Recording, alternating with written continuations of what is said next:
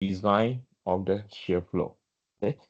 Let's look at, before I go on, anyone have any burning question? Sorry, Eugene, how did you calculate the Z bar? Like, what's the distance you're calculating for? Not sure I So understand that. there's no Z bar distance because the section centroid and the geometric centroid are superimposing one another. One is on top of the other, there's no distance. So for this case, the Y bar, this is the distance of the Y bar, right? So Oh, this okay. is, yeah, I so this is understand now. Y bar. So for this case, the Z bar, because the centroid, geometric centroid and the section centroid superimpose one another. That is why there is no what? There is no first moment of area. When there's no first moment of area, then your shear flow is equal to 0, and likewise, the shear stress is also equal to 0. Okay?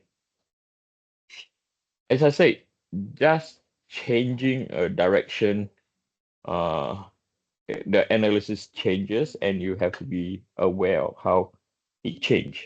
Okay, let's look at, that's a good question, by the way. Okay, let's look at the next example I have.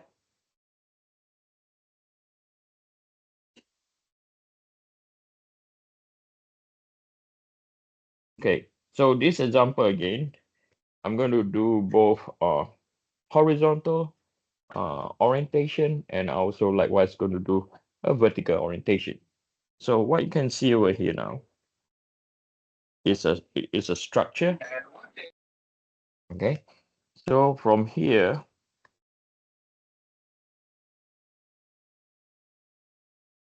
I'm going to draw our transformation first. So this is our Y, and this is our Z, and then we have our VY. So like before, it's not difficult to design the direction of the shear flow. So the first thing that we have to identify is to find the direction of the major web. So before I go on, whatever I'm teaching you now, you can't read this from the textbook. Okay, this is a theory that I have derived from solving multiple problems. Okay, so if you were to read any textbooks, there is no concept like this. Okay, so this is identifying the major web first. Okay, so this is our major web. Now, the section in the center that I'm going to circle right now, okay, the section in the center over here is not a major web.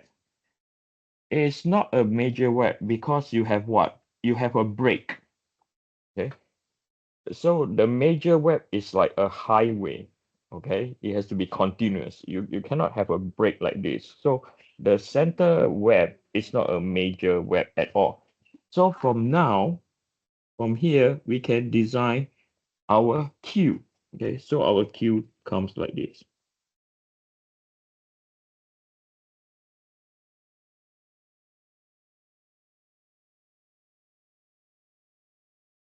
Okay, so this is how our major web is, our Q has been designed.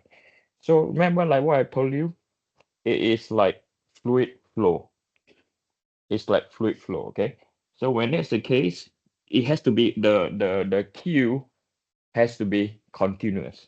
Okay, so then it will do this, and then the other side will do this. Okay, and then at the bottom, the horizontal flange will do this, and then you flow here, and then at this intersection, at this junction, I will call this junction. Okay, so over here at this junction, these are all junction. Now junction is not the same as terminal. Okay, so when you have fluid flow over here, it will end up coming into here. So this is our terminal now. Likewise, over here, you have fluid flowing into here, and this is our terminal. So in the end, this is our terminal 1, and this is our terminal 2. Okay, so don't always have the perception that, okay, if this is how Vy is, okay, don't have the perception that the shear flow has to follow Vy, okay, because if you look at this region over here that I'm highlighting in yellow, it is reversing the flow, right, relative to Vy. But Vy control the direction of the major web. Okay, so what you see over here is one of the most confusing concept in shear flow design. Okay, I repeat again, one of the most confusing concept in the shear flow design.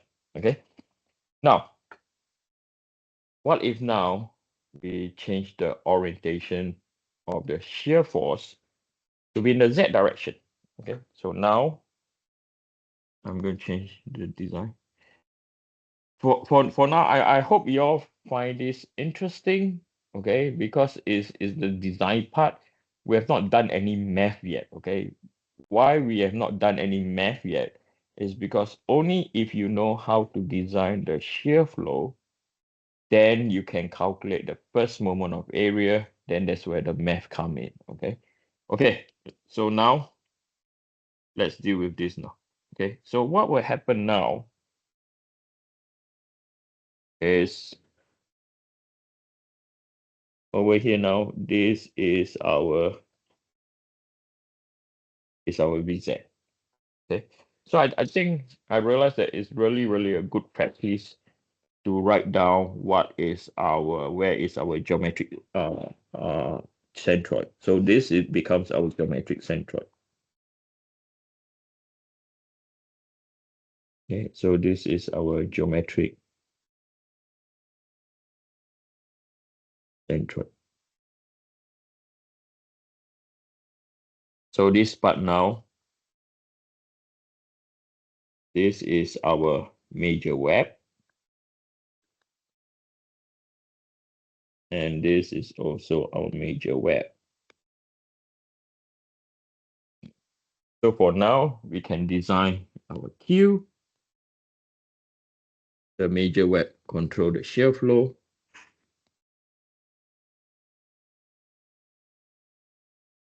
And then we have then we know that the Q will go in this direction. This will be a terminal. And then you'll end up here. Okay. So so you will ask me anything down here? Nothing, right? Same concept again. Why nothing? Because over here in this region,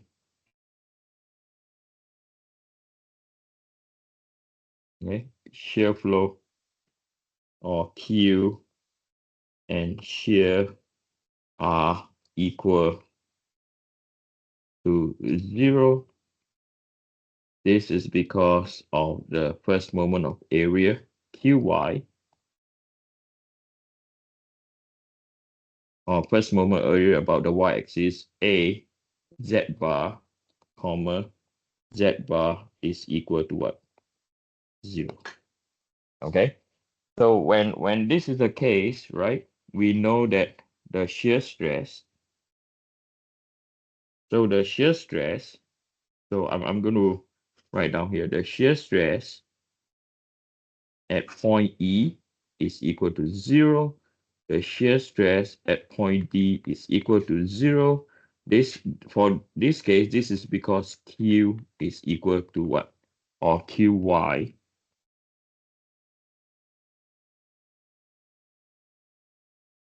And then finally, the shear stress at point A is equal to 0 because point A is a terminal.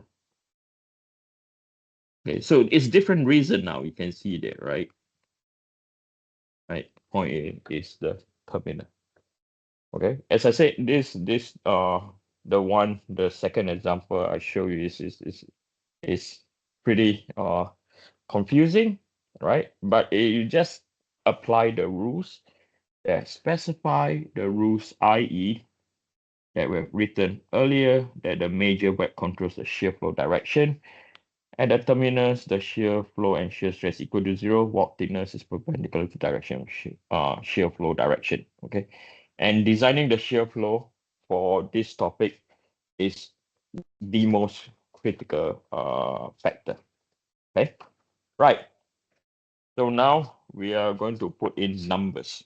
Okay, so the next example I show you that we are going to do is it can be confusing if you don't grasp the concept very well. Okay, so let's deal with the next example. Let me see any burning question. Any of you have any burning question to ask, or you're okay? I don't hear anything. Okay, let's do this example over here.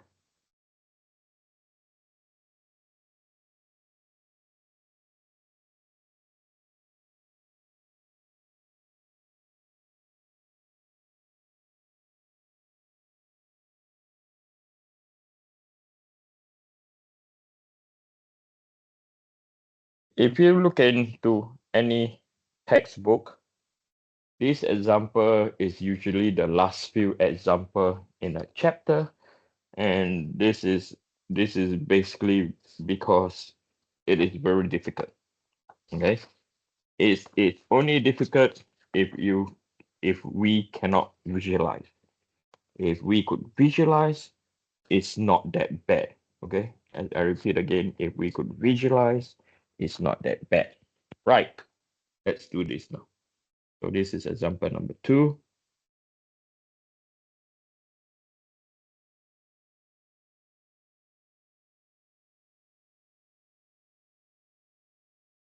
So example number 2, what I'm trying to do over here is understanding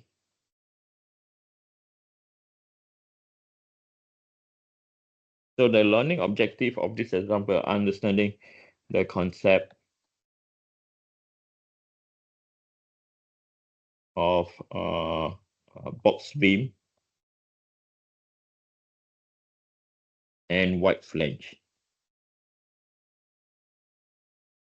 Okay, so what must you do when you have a box beam and you have a wide flange? Okay, so let's look at this problem.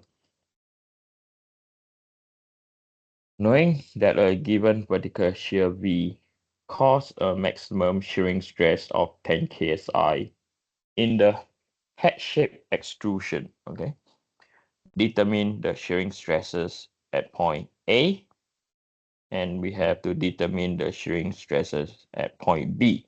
Okay, so interesting problem is we have to determine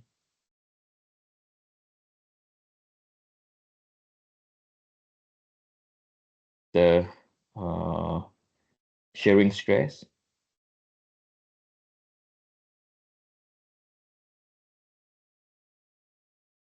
without knowing the V magnitude.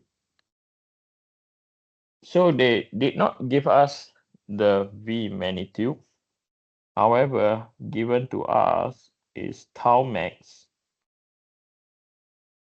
is equal to 10 times 10 to power 3 psi. Okay, interesting, isn't it? The V value is not given. Okay, so the only thing that we know based on this problem is we have a Vy in this direction. That's the only thing we know. The rest we know nothing at all. Okay. Right. So we have to step back to look at this problem. Okay. So we know that at point, so I'm going to sketch out where the geometric centroid is first. So this is our geometric centroid.